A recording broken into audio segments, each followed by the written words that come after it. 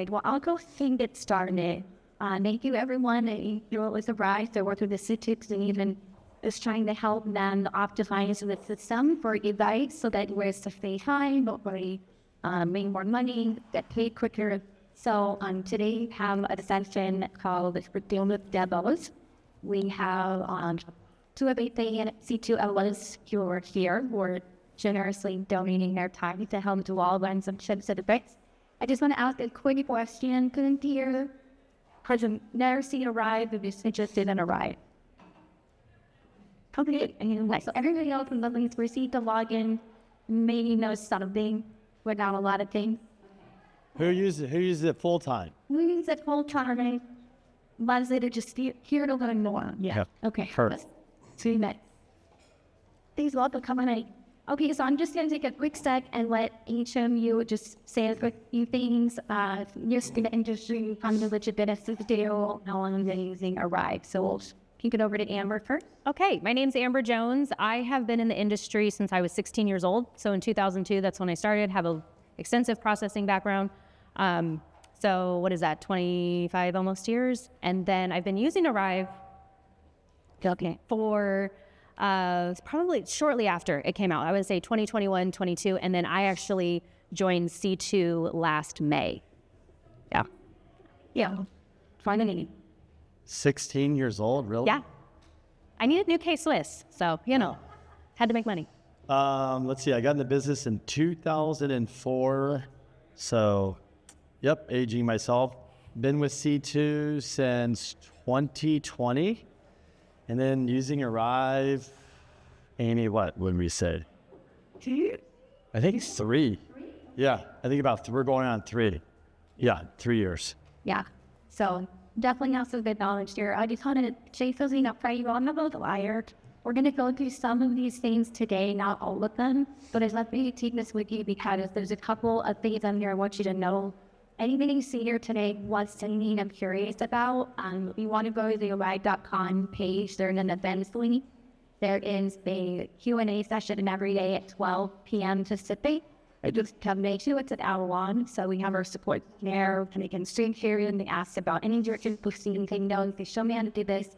So if you see a lot, it's something young and trying to advocate. We're just really trying to have you walk away with a few seconds and also just get inspired about being curious and using our rights to full capacity. So with that, we're going to start in Amber. She's going to share kind of their favorite things and I'm seeing that they've optimized in their account and the way that they're using it.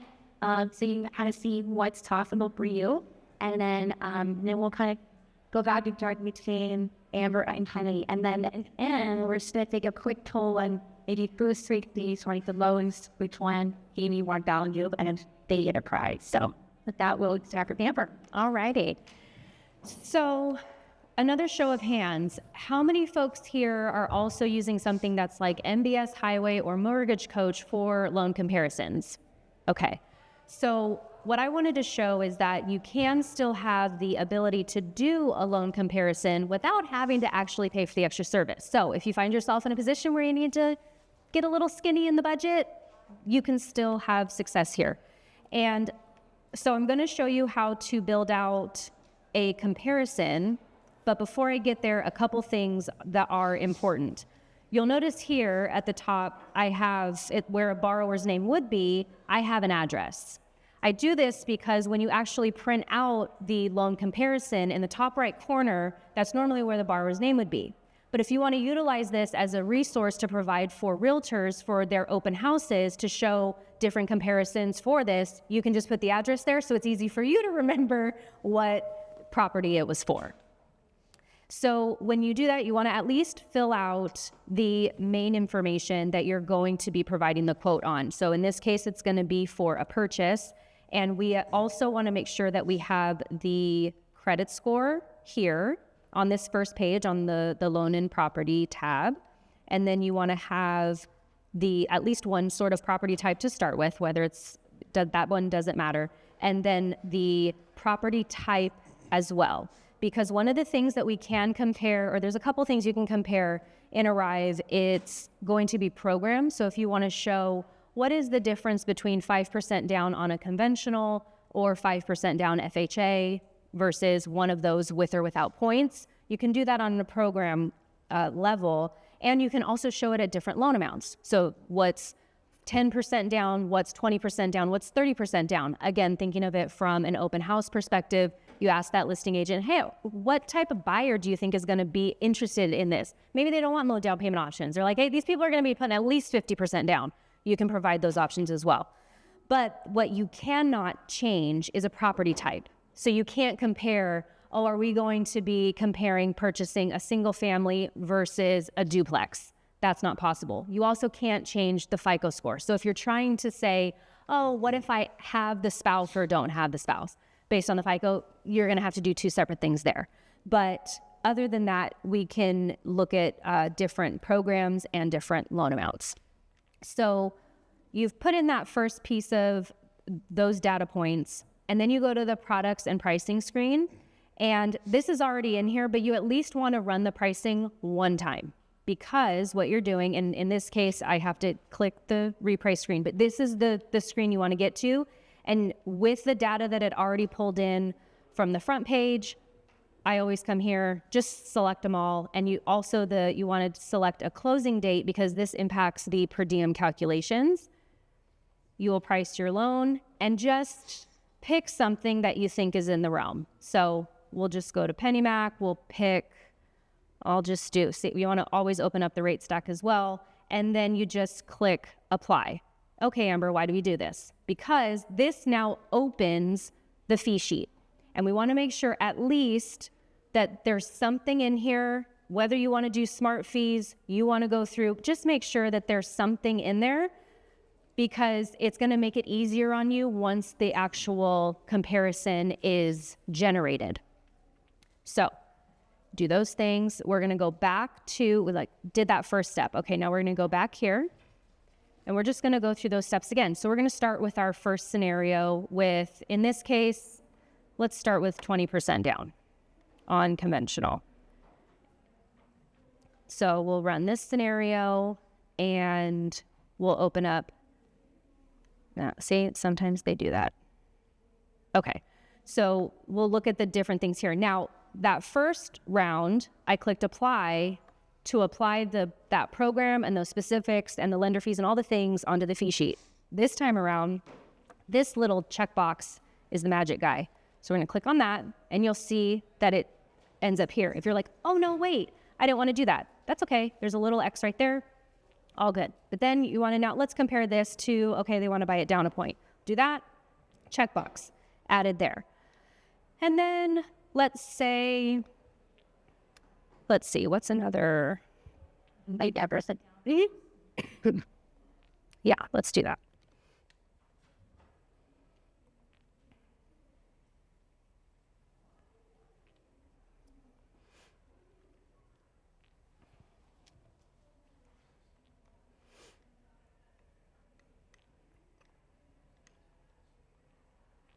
All right, so now we have our 3. We hit compare. Now,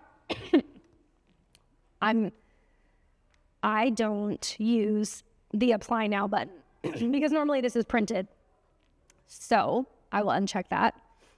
I choose to show the credit score, so that way it's clear on, hey, what's the scenario we're pricing on? And then I also choose to include the fees. So you have your comparison here, and the reason I choose to include the fees is because you go, oh, I forgot this property has HOA. Oh, I forgot this property has, it's in Temecula in the fire zone, and it's $4,000 a year for insurance, right? You don't have to start over. You just go to your edit screen, and here, not only can you edit the top, so in this, how I would do this is I would say, oh, this is going to be a 30-year fixed, 10% down. This one, 30-year fixed, 20% down, 1 point. This one, no point. So I change the title because when you get into the fee worksheet for each of the breakdowns, the product right here is whatever the top column name is that you changed it to. Also, once you get to this point, this is a dynamic document. So as you change something, you change a fee here, you change Like if you're like, oh no, I came down here and I need to change the insurance. That's okay. That's not where it's at. It's over here. So we'll just, oh, who'd love $20 a month for insurance? I would. You maybe want to take out the aggregate, and you want to do that. Or maybe one of them, it's like, oh, it's Cal HFA. So you have to add in like whatever fees for that program. Here, you can do that. But when you get to this point, these are now individual updates. So if you update something here and you want it to translate across, you have to go to the next one. But what's nice is that the totals update accordingly. So as I did change the insurance on this one, you can see it's 200 here. This total updated accordingly. But here, it didn't. So in that case, you'd have to update the rest, but otherwise you can get really fine-tuned in that. And then once you're done, you just save your changes, and then you can download and email it, or you can email it from the system as well. Yeah. Hey, cool talk. We'll take questions at the end in case there's room. Okay, then the shot. Okay, so I'm gonna have a different approach with Arrive. So I was talking to some LOs out there earlier today. My thing is, when I talk to a client and I'm having their initial call and I have a team, my goal is to really have one call with the client. Of course, you might have to talk to them again, but if I have a good call with the client, what's their goals, who am I, talk about their scenario, and then let the team do the work, that's one part of the equation, right? But the second part of the equation is that how are you going to update, whether it's, your team internally, whether it's the realtor, whether it's escrow, whether it's title, whether it's the transaction coordinator, and whether it's the client. Do you want to email them? Do you want to text them? So before we get into all that, most people, when they come to Arrive, they're going to land on your Apply Now button. As you can see, I'm in basically, if you go to your name here, I clicked on branch settings, and I'm going to land at the POS theme. I customize and fill this whole thing out. The reason why I do this is because I've been doing loans long enough, like probably a lot of you guys, and I'm sick and tired of getting the same call, the same text, the same email. What's going on? What's the update? What's this? What's that? And so I just started listening and taking notes and realizing that every time somebody calls me about this and texts me about that, well, why can't I just have automation that answers the question for them of what is going on in the process? So I created this whole thing, but one of the things I did is I have a video, which any of you can do. You can shoot the video. I do a lot of videos, so I'm comfortable, and there's a lot of language on here. It's just really talking, and I tell people, before you go and fill out a loan application and you get stuck and you don't know how to do it and you're going to call me and ask me 50 questions, why don't you watch my 1.5-minute video, because we're going to go through a bunch of stuff. And then on here, as you can see, as you scroll down in here, you can put, this is like, if they go to the Simpson portal, this is some notes here. And then basically, when they're done, they're going to get emails that says, great job, you're allowed to submit it successfully. And then they're going to get this thing too. And it also reminds them is, hey, just because you fill out the app, you still got to upload docs and stuff like that. So this is the first thing, I know we're going back and forth, this is the first thing I'll tell you. So if you guys are using Arrive and you have not gone into the POS theme and not have filled this out, you guys should. If you guys are not doing a video or anything to tell people, what to do, where to do it, how to do it, and all that, you're just kind of doing yourself a disservice. You're really not using Arrive at its full advantage, because at the end of the day, when I've set all these things up, it's not just for me, it's my team. I'm not getting the calls and emails. And one thing I'll tell you is everybody loves the updates, whether it's email or text and whatever. And so when we move on to the next thing, I'll show you guys how I do milestone updates and who gets what, and how you guys can email, your team, how you can email escrow, an agent, all different stuff. So if you guys aren't setting this up, get it done. And then Amy, where would you find, I know I did this, but where would you find videos or something of how to set all this up like I did? So this is honestly probably something that I can get on support with. We do have some support artists. So if you're in a right to talk and you work at a little sport glass and talk or excite, you can also use our chat feature on the bottom right. Ask, hey, how do I send you have like those things, links, all that stuff. So you have them in just 5 minutes or writing in 5 videos. But honestly, the best way is just to go to your user setting, and you guys are all on the Pro plan, so you have the white label POS available. It's POS-C, POS app configuration. It's really easy. You can't break it. Everything is just edit, save, look at it, edit, save, look at it. There's a reset button. And that's when I want to go back to the beginning because it's really just okay to go back to the beginning. So we can help you with that. It's a really easy way to brand yourself. It's so simple to put a type message in whatever language, whatever verbiage, however we communicate, that's wonderful. And also in Spanish link as well. So if you're clicking in or me at the top right and you see a barber portal, we have Spanish shop when you will be your settings, setting how to open for real Spanish and English. And you can share those the right people as well. So that's awesome. And then Sure. Okay, thank you. Okay, the next thing is going to be more with translating and exchanging information securely. So one of the things that C2 has us set up is like the secure doc portal and the upload and all the things. But what do we do when we need to send the SSA 89 or something else that has their personal information going through ARIVE in the email? There's no encryption there, and it's not there. So a workaround, a creative workaround for that is your client had to create their portal in order to even start and upload things. So now we're just going to use that feature in reverse. So you just go into the documents and you generate the form and you put it in the documents.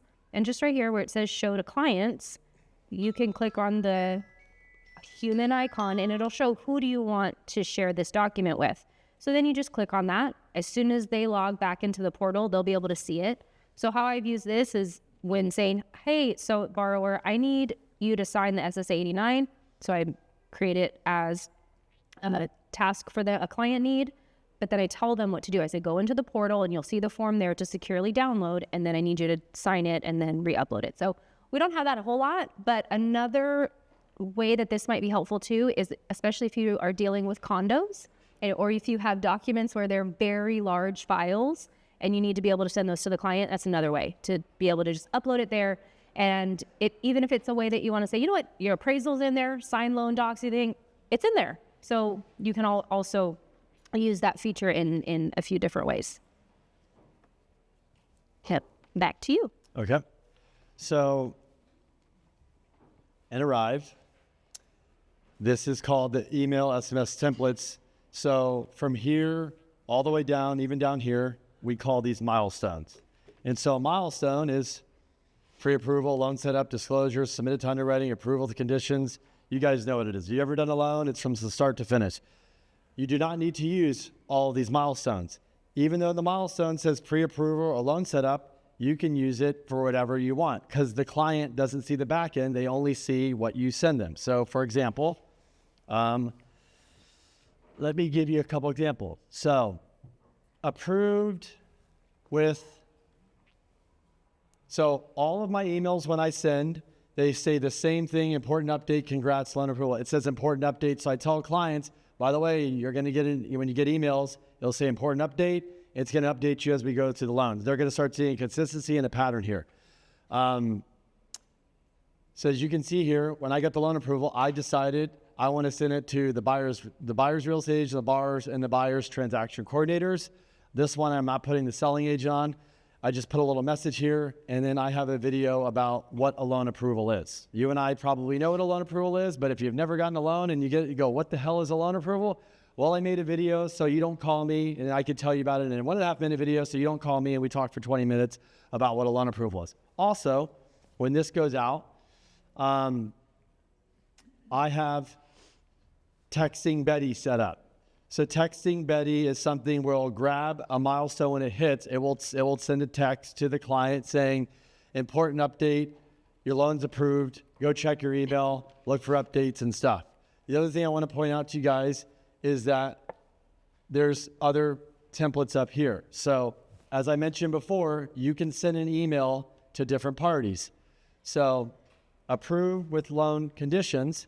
So I want to let escrow know on this purchase that this loan for this subject property is approved. Why do I want to let them know? Because I want to give them a heads up that it's approved, and we're probably going to be reaching out to you and getting docs from you, whatever we need crossing. I like to give heads up and be proactive about this stuff. Also, I have an email to my internal team, and it says, hey, reminder, on a purchase, on a refi purchase refi, make sure you're doing these things. Again, what I realize is in the loan business is every time a human being touches something, it screws it up. So if I have technology that can update things, remind things, and do stuff like that, the chances of errors is very, very slim. So I put stuff in here that reminds my team, reminds escrow, or whatever it is. So let me give you one more on here. Clear to close. So on here, I've got the loan officers, LOA assistants, processors, different parts of my team on clear to close. This is it. Again, if the borrower does not know what clear to close is, they're going to watch a video and learn about it. And you'll see up here, I have agents in escrow. I'm letting them know what's going on. I also have here on my team that tells my team, you need to reach out to this client immediately, pick up the phone and call them, and let's get a review on Google.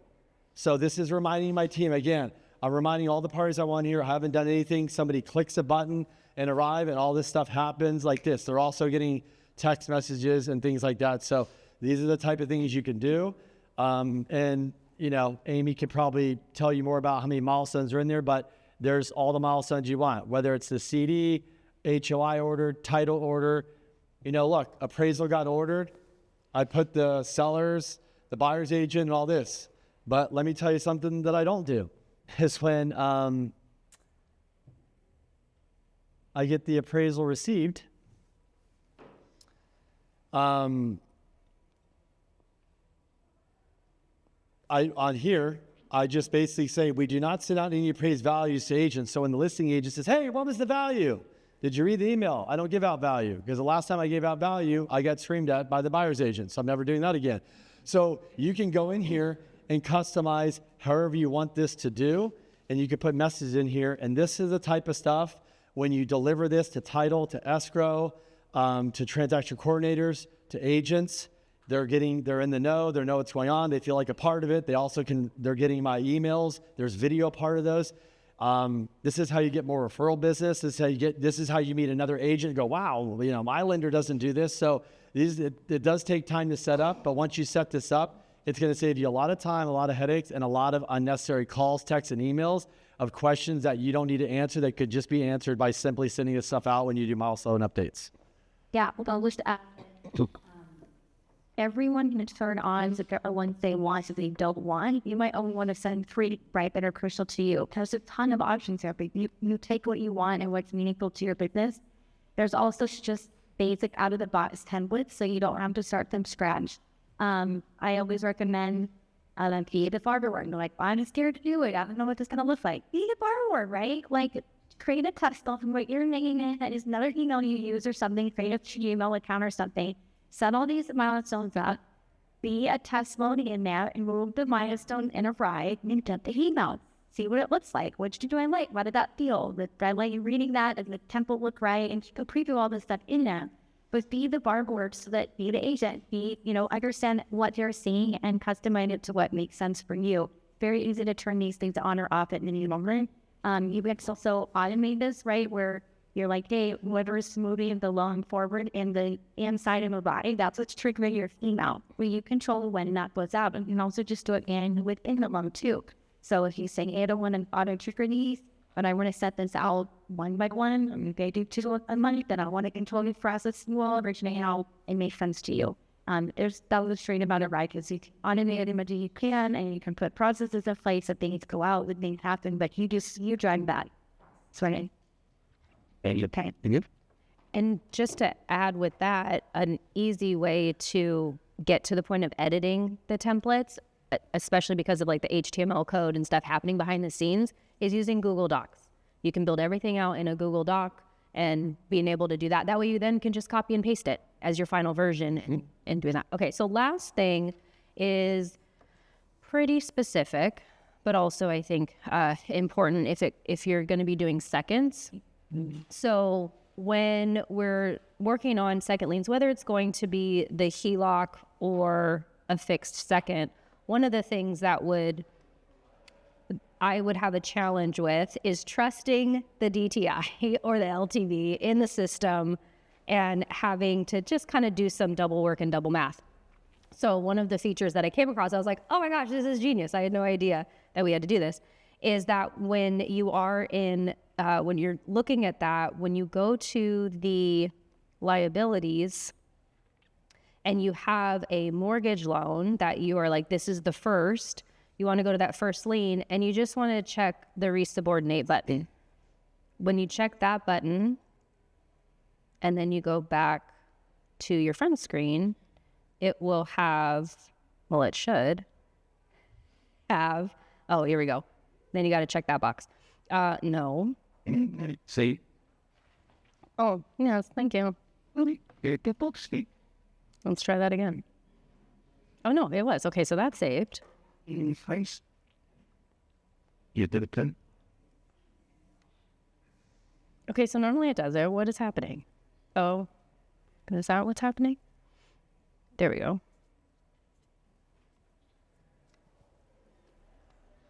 I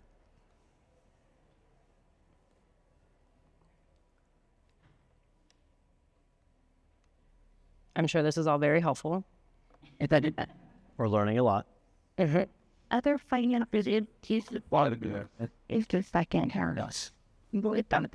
Yeah, okay, so because this is, In the way I was saying, second, fuck you off, and I think it's differential. It's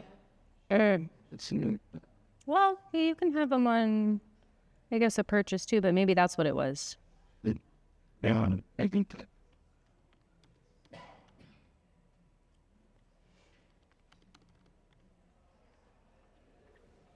Okay.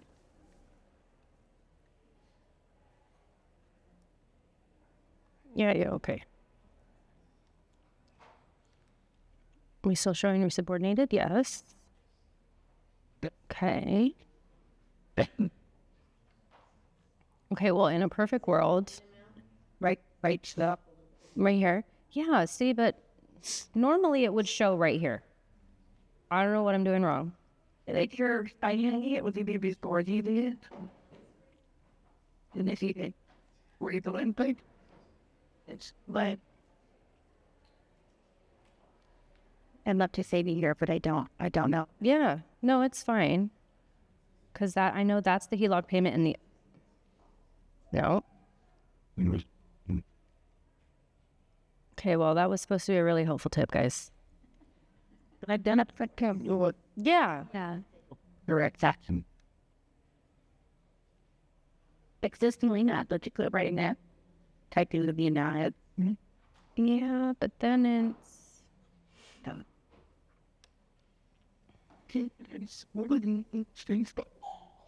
Bless you. So yeah, okay. the kite is calling it. That's the, Well, not the borrower, but I'm not allowed to type it.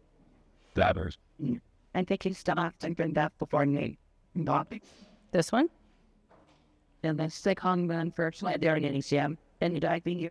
Still manually enter it? See, I thought we didn't need to. That's what I thought was like the shortcut, but okay. Well, please enter. Okay, well, here we go. We'll just pass on that. Just try. You know, a ton of things down. Did you want to pick something else? I can go, then you can go after. Go ahead. Yeah, go for it. Okay, so anybody ever heard of Zapier? Yeah, that's Well, if you haven't, you should learn about it. So as I'm back here in this, if you click on your name and go down to branch settings or user settings, Amy can explain the difference between the two because that's too smart for me.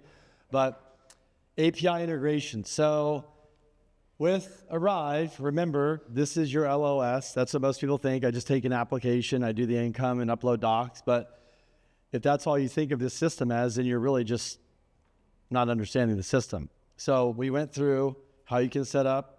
Obviously, when you send out the loan application, you can do that. We set up how you're going to do the milestones. And then if you want to do the texting, the way you have to do it right now is you have to, well, the way I have it is Zapier. And then as those milestone updates are in there, I do zaps that send out text messages again to the certain parties that I want to send to. But what else I do is that if anybody sends emails or want to put people in a database or a CRM, depending on how you have it set up, some people, they have a CRM, and as soon as they go in there, it's going to get absorbed right in there. And then some of them, we want to push it to another CRM. I have a couple of different CRMs. I have one, Constant Contact. I like how it sends emails. They're pretty. We like it, so we stick to that platform. So every time a lead comes in or a person, it just zaps their information, sends it to my Constant Contact. So when I do my videos every week or I do my blogs every week, you're going to get added to my Constant Contact. You're going to be on my email list. I don't have to think about it. I don't have to put it in there and stuff like that. So depending on the system you use, and Amy knows a lot more about what systems integrate better or not, you might want to use a system that does not integrate, meaning like it doesn't plug and play, and you have to do something Zapier, which pushes stuff out. But API integrations, you'd go in here. But this is definitely something, if you're not utilizing it or you thought about having a system or how to do it, I had to hire somebody to do the zaps for me because I'm not that smart. But again, this can all be done. It's not that hard. I promise you, we're not building rocket ships to Mars here or Teslas.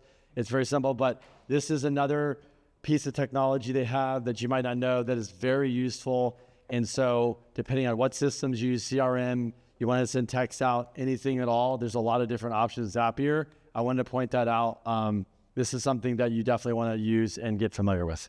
Yeah, and I'll add that you get that with your profile. You don't get Zapier account, and so you still pay for that, like, but it do pay for how much they do. So depending on how many zaps you send out, which is just keeping the data, and you just want, like, I want 4 things in the month, but this to push to my CRM, and then the CRM's going to take its own life, right? You work on that for it's in the beginning of the process, and it's, you know, nurturing real-term relationships and fast clients, and it's on both ends, right? Arrive's really great in the middle, from application to close, but it can push out a lot of information or receive in from your CRM. And there's a lot of different companies that are either going to allow you to use their Zapier account as the safely connects with the Arrive, then that's a state penetration. Not really, but honestly, they've actually known they know how to do it all for you, and they'll make all those connections that are meaningful. They each do a little bit different thing. So there's some of those companies that are, you know, partnering with C2. There's a lot of out there that everyone, it's very subjective, very personal choice in what you want to do with the CRM and how much you want to pay. But just know that Zapier is a connector piece between the CRM and Arrive. So if you hear that word or you hear like this, how they're setting it up, that's really how they're doing it. You have API in more user settings once you get a Zapier account, or they will client the CRM will use their keys, and they'll help you connect those together. Do they connect notes now? Like if I make a call and I put notes in there, can that be Zap? No, do not know that. Say that again. Note section, you know, there's a note section in the file with like the conversation log. Then it, between the notes, I'm not sure if that gets zapped out.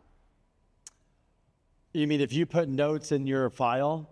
Correct. Does And I call the client on the this was the outcome. Does connect be zapped to the CRM also, or to your CRM? I'm not, that's a great question. I'm not sure. But like, for example, you want it in your CRM so your team can look at the notes? Yes. So that What team member would be looking at the notes? well, the rater, like if I just spoke to the client, and I go that on a call, I want to set up a text with like information, not just a generic thing. I would say that, I would tell you this, that great idea. If it's not now, it's definitely in the future, because just like we talked about, because everything we're like with AI and workflows, what you're doing, it's all going to be doable in the future. And so I don't know if you can do that today, but I think in the future, it's something you could do for sure, which is smart. It's smart. You put the notes and just sends what you want to a realtor or something. I would say if you want to try to leave that in, you can email support@arrive.com, ask them to send you the list of shields included in that here, and then you'll have the full list of when people give you Trish Dabble. So don't ask them it fast. Question is, Arrive and be able to do the whole CRM in the future or not? So to answer your question, I didn't say it all. The CRM is the woman or since has to do with AI, never be able to do everything that's out there, and we should. So we are building 10 AI tools that we're going to start integrating for the end of the year. Plus, it's pretty heavily with some. We're looking at ways to optimize the loan flow with Enterprise and not overlap them with what lenders are doing, with what tools that are on the front end are doing. Because it's something, right? You don't need to, be redundant. So we're looking at ways to give you insights in like, okay, you're here at this stage based on the document that's loaded in a program selected, like what options can give you as your next step. So but when you can build those out for the team members and you could customize those. So those will be rolled out needed, but there's already kind of a light CRM feature, which I know, Amber, you were even saying about that's coming here, which is if you don't want to invest in a CRM, you got $200 more a month and you want to do all that. Like there's definitely a lot of these things that have been shown today that our communication goals and stuff on what CRM is. It's how I communicate with my customer and maintain my relationship. And you're not utilizing the basic milestone, money videos, doing all the things. That's silly, right? If that is a CRM built in that whole process, right? If you're only thinking of after I close, what am I doing? And that's my CRM, you're missing the full journey of connecting with the borrower on a full project that strengthen that opportunity post-close, okay? So utilizing all of this, it's super important. You can also export right now in the, I'm not about years, but maybe if you look at our reports and pipeline, you won't have to fill one set up at the top. And you go to pipeline reports, when you can extract almost anything out of your pipeline report. Are we getting close? Yeah, okay. Anyway, I just want to show you something. Like you can go to the new report, any minute is craziest Excel sheet you've ever imagined. You can pull ridiculous amount of data out and then sort that out. You also think it's up to lookup so you can push it to any CRM and third party. You can handle index, do whatever you want on the backside of it. There's ways to search no great opportunities to find. If you want to find opportunities, and you can pull it out right. So you can create all those different great form images to fresh them and then that it's really cool to inherit. But don't help you in the left you then the call report. They kind of MLS report. And what do you An MLS report, you said? Yeah.